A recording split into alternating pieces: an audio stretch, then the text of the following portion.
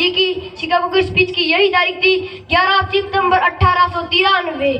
क्या थी वो स्पीच जिसे सुनते पूरा पश्चिमी तट भारत का मोहित बन गया था? और क्या थे वो 5 शब्द जिसे सुनते 7,000 लोग 2.5 मिनट तक खड़े होकर ताली बजाते रहे? और क्या सीखा हमने उस शिकागो की स्पीच से, जो भारत के एक श्रेष्ठ व्याख्यान में से एक श्रेष्ठ व्याख्यान मानी जाती है?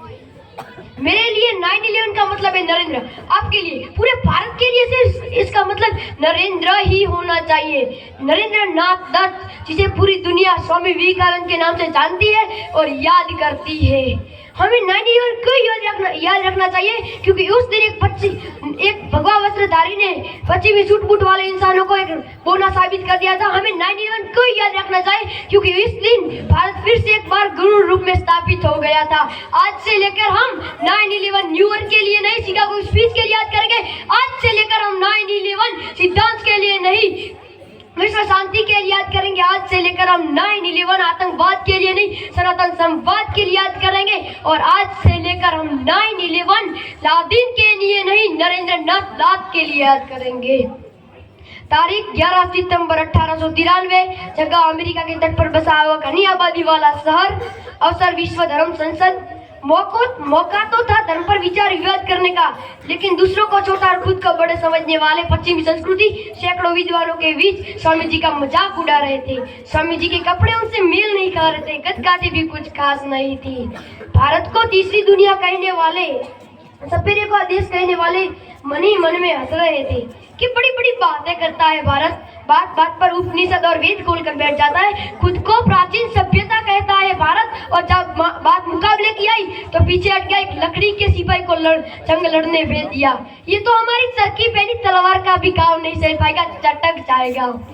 तो स्वामी जी सब प्रतिनिधियों के शांति से सुन रहे थे। लोग अलग थे, धर्म अलग थे, लेकिन सबका दावा एक ही था, मेरे धर्म जैसा कोई धर्म नहीं, मेरे वंश जैसा कोई वंश नहीं, मेरे ग्रंथ जैसा कोई ग्रंथ नहीं। स्टेज पर स्वामी जी का नाम पुकारा गया। स्वामी जी आगे बढ़े। अभी स्वामी जी की उम्र 30 साल थी। 30 साल का वो ज्योति पुंज था, ज्ञान पुष्प का अभी कुंज था। माथे पर अरुणी रेखा चकित दे गई, सुदर्शन धारी वो तो देवदूत अवतारी था। स्वामी जी आगे अकेले नहीं बढ़े थे, भारत की संस्कृति पूरा इतिहास उनके साथ था। स्वामी जी स्टेज पर पहुंचे, कुछ माइक के पास पहुंच गए पर कुछ बोले नहीं। विश्व सुनना चाहता था कि जहां इतने महान योद्धा बोल चुके हैं, अब ये भगवा वस्त्रधारी क्या बोलेगा। कुछ टाइयों ने महसूस किया, what is gold, India is very silent. Swami ji अभी भी कुछ बोले नहीं। कुछ पल और बीत गए। स्वामी जी सिर्फ 5 शब्द बोले। वो 5 शब्द वर्षों के लिए हिंदू सनातन संस्कृति का पश्चिमी पर ध्वज गाड़ दिया। वो शब्द सुनने वालों के दिल में इतने उतर गए कि अस्मरणीय हो गए। वो 5 शब्द ध्यान से सुनिएगा। Sister and brother of America, America के भाइयों और बहनों। ये 5 शब्द जाने कोई जादू हो गया, जाने ईश्वर की आवाज सुन लियो, आकाशवाणी हो गई। वैसे खड़े कर 2.5 मिनट तक खड़े होकर ताली बजाते रहे। और बजाते भी क्यों नहीं, ये कोई व्यक्ति के मुख से नहीं, सनातन धर्म के मुख से निकले थे। अयम निजा परो वेति गण लघु चेतम उदार चरित्रा वासुदेव कुटुंबकम, महाउपनिषद अध्याय 4 श्लोक नंबर 71। ये मेरा भाई है और ये मेरा भाई नहीं है।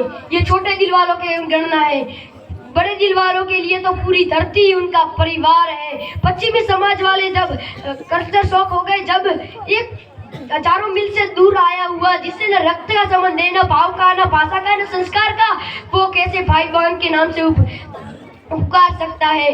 यही तो वो रहस्य है जिसे महान से महान बुद्धिजीवी भी आज तक नहीं ढूंढ पाए, कि हम भारतवासी कैसे परायों को अपना बना लेते हैं। चमड़ी के रंग से किसी को छोटा बड़ा नहीं कहा जा सकता। Black lives in matter. हमें बार बार इंसान की जिंदगी की कीमत बार याद नहीं दिलानी पड़ती। वसुधैव कुटुंबकम हमारे लिए वो संस्कृति थी और रहनी भी चाहिए। विश्व का हर एक व्यक्ति हमारे लिए वो है जो स्वामी जी ने सब कहा था, सिस्टर एंड ब्रदर्स। वो हमें तीसरी दुनिया कहते हैं, वो उनकी मर्जी, लेकिन हमारे लिए कोई दूसरी और तीसरी दुनिया नहीं है।